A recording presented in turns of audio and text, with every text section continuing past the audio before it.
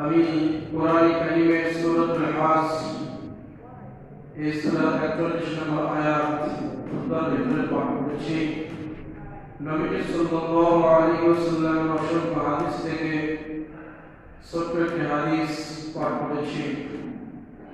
তেলাওয়াতকৃত আয়াত এবং হাদিসের আলোকে কিছু কথা বলে শেষ করে দেব।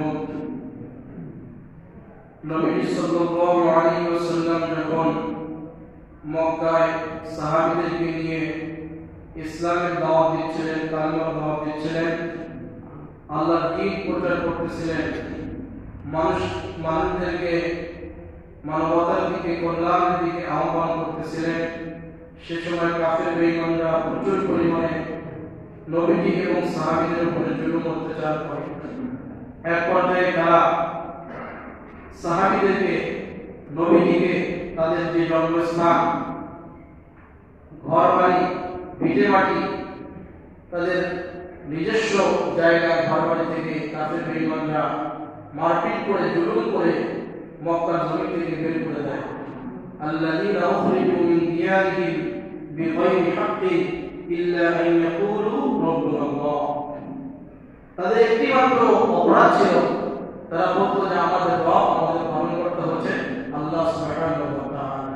এইজন্য আল্লাযীনা উখরিজু মিন দিয়ারিহিম বিগাইরি হাক্কিন, অন্যায়ভাবে জুলুম করে তাদেরকে মক্কার জমি থেকে, তাদের ভিটে বাড়ি থেকে, বসত বাড়ি থেকে তাদেরকে বের করে দেওয়া হয়। নবীজি সাহাবীদেরকে নিয়ে মদিনায় হিজরত করেছিলেন। সে সময় পৃথিবীর কোথাও মুসলমানরা শাসন ক্ষমতা লাভ করেনি, তারা কোথাও রাষ্ট্রীয় ক্ষমতা তারা লাভ করেনি। মুসলমানরা যখন এই অবস্থা, শাসন ক্ষমতা নেই, প্রশাসনিক কোনো ক্ষমতা তাদের হাতে নেই, এমন অবস্থাতে আমি যে আয়াতটি তেলাওয়াত করেছি, এই তেলাওয়াতের আয়াতটি সূরাতুল হাজের 41 নম্বর আয়াত আল্লাহ তাআলা সে সময় নাযিল করে দিয়েছিলেন। সুবহানাল্লাহ। আল্লাহ পাক বলেন, আল্লাযীনা ইমাক্কাল্লাহুম ফিল আরদি আকামুস সালাত।